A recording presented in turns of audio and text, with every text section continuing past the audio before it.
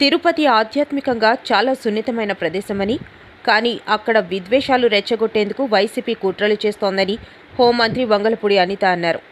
SV గోశాలలో ఆవులు మృతి చెందాయంటూ తప్పుడు ప్రచారం చేశారని మండిపడ్డారు. కేబినెట్ మీటింగ్ అనంతరం హోంమంత్రి మీడియాతో మాట్లాడారు. గతంలోనూ పింక్ డైమండ్ అని చెప్పి ప్రభుత్వంపై బురద జల్లారని అనిత ఆగ్రహించారు. చివరికి విచారణలో అసలు పింక్ డైమండే లేదని తేలిందని చెప్పుకొచ్చారు. ఆమోదం పొందడం అనేది నిజంగా చాలా మంచి పరిణామం కింద భావించాలి. ఇందాకే సార్ చెప్పారు, అందరికీ కూడా స్వేచ్ఛ సమానత్వ అవకాశాలు రావాలి అని ఒకే ఒక ఉద్దేశంతో ఎంతో వెనుకబడిపోయిన రెల్లి కులస్తులు లాంటి కులస్తుల్ని కూడా ఈరోజు 1% రిజర్వేషన్ ఇచ్చి వాళ్ళకి కూడా అన్ని ఉద్యోగ అవకాశాలు ప్రమోషన్స్లోని కూడా వాళ్ళకి అవకాశాలు ఇవ్వాలని ఒక మంచి ఉద్దేశం. అదేవిధంగా మిగతా ఉపకులాలకు సంబంధించి ఓవరాల్గా 59 ఉపకులాల్లోని కూడా అందరికీ కూడా సమాన అవకాశాలు రావాలని ఈరోజు మంత్రిమండలి తీసుకున్న నిర్ణయాన్ని స్వాగతిస్తూ ప్రజలందరికీ కూడా తెలియజేయటమైంది. అదేవిధంగా మీ అందరికీ తెలుసండి, ఇది పాత సెన్సస్ 2011 సెన్సస్ ప్రకారం రాష్ట్రాన్ని ఒక యూనిట్గా తీసుకోబడింది.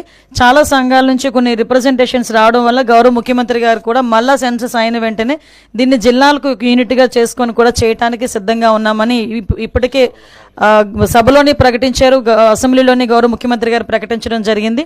దానికి కూడా ఈరోజు ఎన్డీఏ గవర్నమెంట్ చిత్తశుద్ధితో కట్టుబడి ఉన్నామని మాత్రం మేము తెలియజేసుకుంటున్నాం.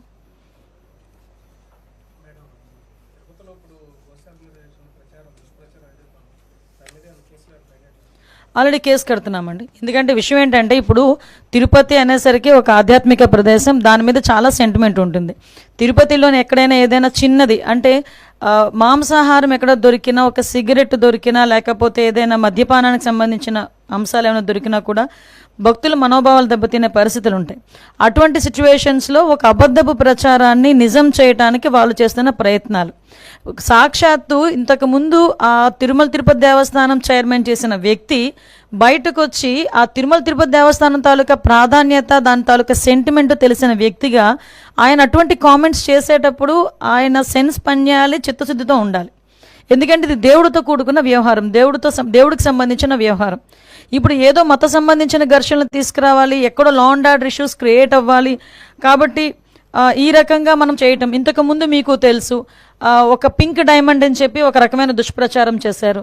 అరే అసలు పింక్ డైమండే లేదు అని చెప్పి ఆర్కియాలజీ డిపార్ట్మెంట్ వాళ్ళు కూడా బయటకు వచ్చి చెప్పే పరిస్థితి వచ్చింది.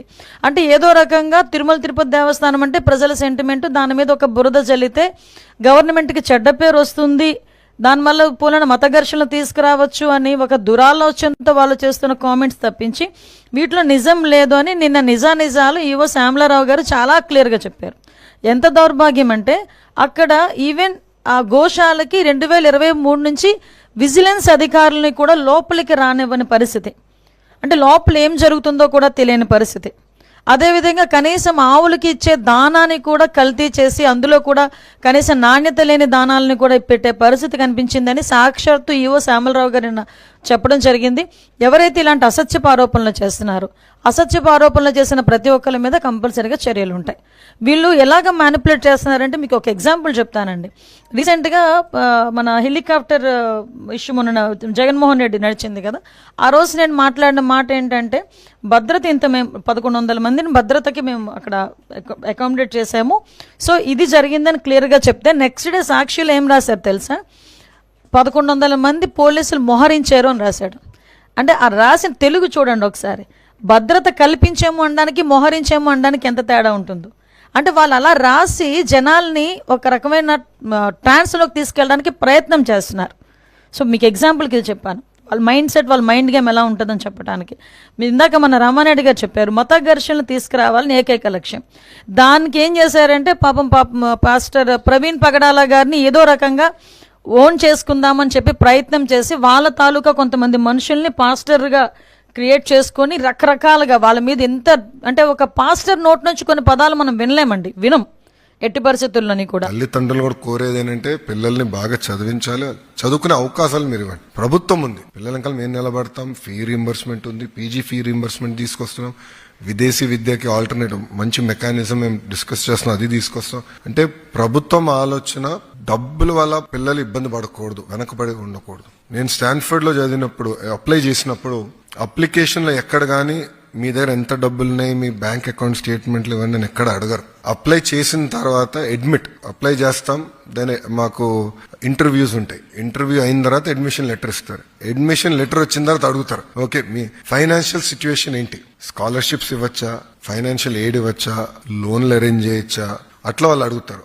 ఎట్లా మనం కూడా ప్రభుత్వంలో ఆ విధానం తీసుకురావాలి, డబ్బులు లేక పిల్లలు ఇబ్బంది పడకూడదు అనేదే ప్రభుత్వం లక్ష్యం. గడిచిన కొన్ని సంవత్సరాలు విద్య ఒక రకంగా నడిచినా మళ్ళీ దాన్ని ట్యూన్ చేసి సరైన దారులు పెట్టే బాధ్యత ప్రభుత్వం తీసుకుంది. తల్లిదండ్రులకు ఎలాంటి ఇబ్బంది లేకుండా చేయాలనేదే ప్రభుత్వ నిర్ణయం. దానికి మన ప్రభుత్వం కట్టుబడి ఉంది. They really proud of you, you made us proud. నన్ను ఒక మాట చెప్పాలంటే ప్రభుత్వ విద్య పరువుని మీరందరూ కాపాడారు. ఈరోజు అందరూ డిస్కస్ చేస్తున్నారు. కేబినెట్ అయిన తర్వాత కూడా కేబినెట్ అయిన తర్వాత మంత్రులందరూ కూడా వచ్చి ఈ మ్యాజిక్ జరిగింది, ఈసారి చాలా బాగా చేశారు, ఇంకా డ్రైవ్ చేద్దాం. కమిట్మెంట్ పెరిగింది. ప్రజాప్రతినిధులలో సక్సెస్ వచ్చేగల కమిట్మెంట్ పెరిగింది. మీ ఎగ్జామ్ లేవో నాకు ఎగ్జామ్ లాగా అనిపించింది. అడగండి, వేదిక అందరూ తెలుసు. ఇదేదో నాకు ఎగ్జామ్, దేవాంశ్ ఎగ్జామ్ రాసినా అంత టెన్షన్ పడేవాడు కాదేమో. మీ ఎగ్జామ్ అంటే నాకే టెన్షన్ లాగా ఉంది. ఎలా జరిగింది, ఎవ్రీడే మాట్లాడుకున్నాను, ఏం జరిగింది, ఎక్కడ ఇష్యూస్ లేదు కదా, ప్రాబ్లమ్స్ ఎక్కడ వచ్చినాయా, చాలా సీరియస్ గా తీసుకున్నాం. So we are very committed to this and reforms కి we are committed and success breed success. ఈరోజు ఒక సక్సెస్ వచ్చింది, మీరు చూడండి నెక్స్ట్ బ్యాచ్ ఇంకా ఇంప్రూవ్ అవుతారు. So success will breed success. ఈ ఫస్ట్ సక్సెస్ కోసం ఈ ప్రభుత్వానికి 10 నెలలు పెట్టింది. బట్ ఒక తొలి అడుగు మాత్రం ఇంకా చాలా చేయాల్సిన ఉంది. దేశ లౌకిక వ్యవస్థకు భంగం కలిగిస్తూ రాజ్యాంగ స్ఫూర్తికి విరుద్ధంగా చేసిన వక్ఫ్ సవరణ చట్టానికి వ్యతిరేకంగా సుప్రీంకోర్టులో రిట్ 19575/2025 దాఖలు చేయడం ద్వారా వైఎస్ఆర్సీపీ న్యాయ పోరాటం సాగిస్తుందని మాజీ మంత్రి పేర్ని నాని స్పష్టం చేశారు.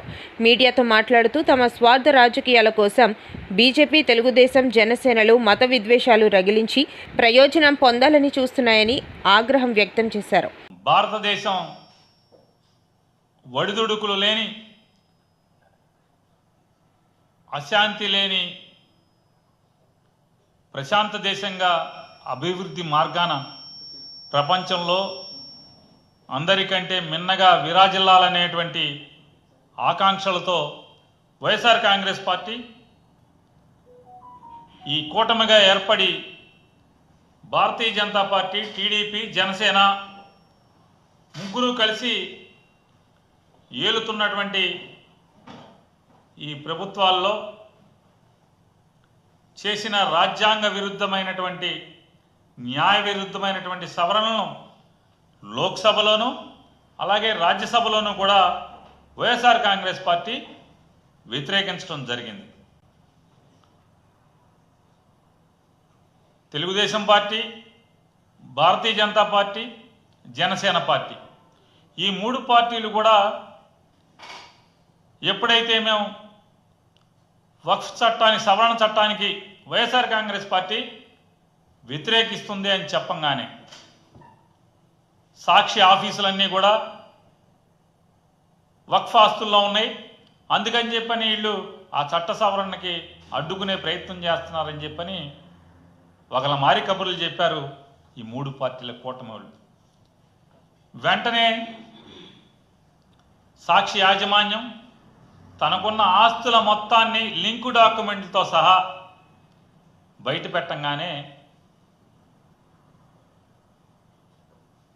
మొత్తం మూసుకుని ప్లేటు ఫిరాయించి రాజ్యసభలో విప్ ఇవ్వలేదు వైఎస్ఆర్ కాంగ్రెస్ పార్టీ, లోక్సభలో మాత్రం వక్ఫ్ చట్టానికి అంటే 1995 వక్ఫ్ చట్ట సవరణకి వ్యతిరేకంగా ఓటు చేశారు. కానీ రాజ్యసభలో మాత్రం చట్ట సవరణకి అనుకూలంగా ఓటు చేశారని చెప్పని తప్పుడు ప్రచారానికి తెరలేపారు.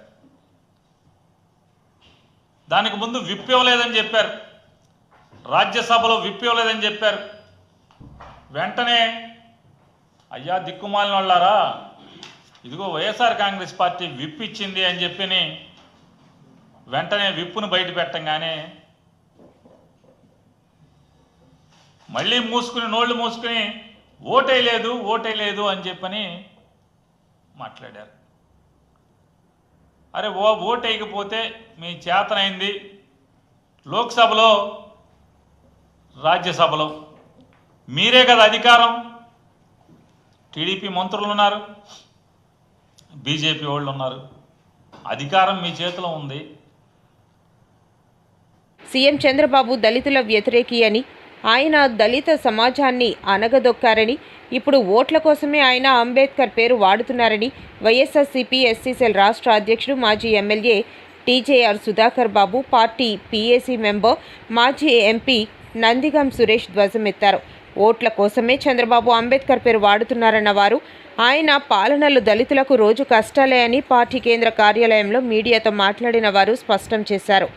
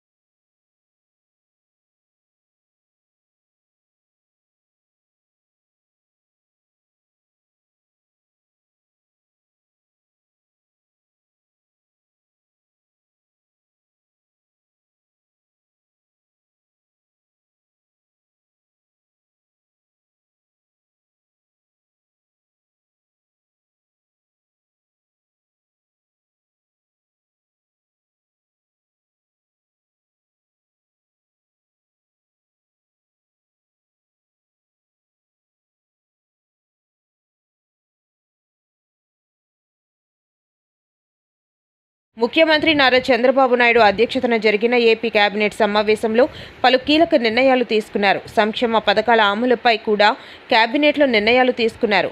తర్వాత మీడియాతో మాట్లాడిన మంత్రి రామానాయుడు, చంద్రబాబు నాయుడు గారు అధ్యక్షతన జరిగినటువంటి ఈ కేబినెట్ సమావేశంలో అనేక అంశాల మీద ఈరోజు మంత్రిమండలి ఆమోదాలు తెలపడం జరిగింది. అందులో కూడా ప్రత్యేకించి ఏదైతే మీ అందరికీ తెలుసు, ఆంధ్రప్రదేశ్ రాష్ట్రంలో తెలుగుదేశం పార్టీ ఆవిర్భవించక ముందు రాజకీయం అంతా కూడా ఫ్యాక్షనిస్టుల చేతిలోను, క్యాపిటలిస్టుల చేతిలోను, ఇండస్ట్రీస్టుల చేతిలోను, భూస్వాముల చేతిలో ఉండేది.